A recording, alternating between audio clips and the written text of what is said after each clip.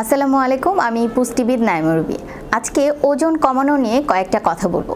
অনেকেই বলে থাকেন এরকম যে 15 দিন পরে একটা বিয়ের দাওয়াত আছে, এখন আমি 5 কেজি ওজন কমাতে চাই, টিপস দেন। এখানে আসলে বলবো যে আমরা দিনের পর দিন আনহেলদি লাইফস্টাইল, উল্টাপাল্টা খাবার খেয়ে কিন্তু আমাদের ওজনটা বাড়ে। সেই জন্য দ্রুত ওজন কমানো বা এই যে টাইম ধরে দেয়া, এই ব্যাপারটা থেকে একটু সরে আসতে হবে।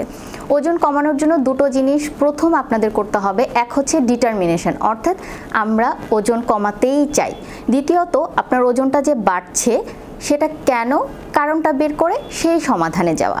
ওজন অনেকগুলো কারণে বাড়তে পারে, তার মধ্যে এখন যেই ব্যাপারটা হচ্ছে যে আমরা আমাদের যে ফিজিক্যাল অ্যাক্টিভিটিস সেটি নেই, আমরা অনেক বেশি খাবার গ্রহণ করি, ব্যাপারটা কিন্তু এরকম না। কিন্তু যতটুকু ক্যালোরি আমরা গ্রহণ করি সেই ক্যালোরিটা আমাদের বার্ন হয় না, যার কারণে আস্তে আস্তে আমাদের শরীরে কিন্তু এই ওজনটা বেড়ে যায়। এছাড়া আমাদের ঘুম ঠিক নেই, আমরা অনেক বেশি স্ট্রেসড আউট হয়ে যাই। তো ওজন কমানোর জন্য যেটা বলছিলাম যে ডিটারমিনেশন, যে হ্যাঁ আপনি একটা টাইম ধরেন যে আমি আগামী 3 মাসের মধ্যে 4 থেকে 5 কেজি কমাবো এবং পরবর্তী সময়ে আস্তে আস্তে আমি আর আইডিয়াল ওয়েটে যাব। এই ডিটারমিনেশন যখন আপনি নিয়ে নেবেন, এরপরে আপনি একটা ডায়েট চার্ট বা আপনার যে লাইফস্টাইল চেঞ্জ করতে চাচ্ছেন সেই অনুযায়ী চলা শুরু করুন। ওজন কমানোর জন্য সর্বপ্রথম বলবো ঘুম। আমাদের যদি ঘুমের ব্যাপারটা ঠিক না থাকে, আমরা যদি কম ঘুমাই, তাহলে আমাদের ওজন কিন্তু আস্তে আস্তে বেড়ে যায়। রিসার্চ ঘাটলেও দেখবেন যে সকল মানুষ 7 ঘন্টার বেশি ঘুমায়, তার তুলনায় যে সকল মানুষ 5 ঘন্টার কম ঘুমায় তাদের ওজনটা কিন্তু বেশি। এটা আসলে হরমোনাল ইমব্যালেন্সের জন্য ঘুমটা ঠিক করে ফেলতে হবে। আরেকটা ব্যাপার হচ্ছে যে কর্টিসল নামক একটা হরমোন আছে, যেটা আমরা নেগেটিভ হরমোন বলি। এই হরমোনটা হচ্ছে আমরা যখন বেশি স্ট্রেসড আউট হয়ে যাই তখন আমাদের হচ্ছে নিঃসৃত হয়, এবং এটা যখন নিঃসৃত হয় আমাদের অনেক বেশি ফুড ক্রেভিং হয়, বিশেষ করে মিষ্টি জাতীয় খাবার।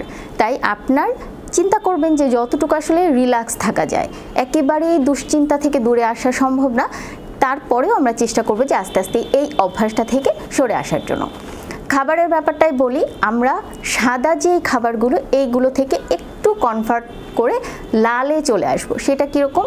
মেইন যে মিল, লাল চাল, লাল আটা, এইগুলো আমরা হচ্ছে আমাদের খাদ্য তালিকায় যোগ করব সাদা চাল, সাদা আটার পরিবর্তে। চিনিটা আমরা অনেকেই দেখা যায় অতিরিক্ত চিনি খাই না, কিন্তু আবার দেখা যায় দিনে 7-8 কাপ চা খেয়ে ফেলি, যেখানে আমরা 1 চামচ করে যদি চিন্তা করি তাহলে 7-8 চামচ হচ্ছে আমাদের চিনি ইনটেক হয়ে যাচ্ছে।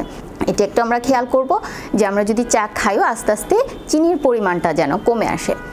আমিষের মধ্যে খুব বেশি ওজন বাড়ানোর ব্যাপারটা হচ্ছে আমাদের বাংলাদেশে নেই, তারপরে আমরা হচ্ছে যে প্রসেসড ফুডগুলো আছে, যেগুলো হচ্ছে নাগেট, সসেস, এই জিনিসগুলো একটু অ্যাভয়েড করব।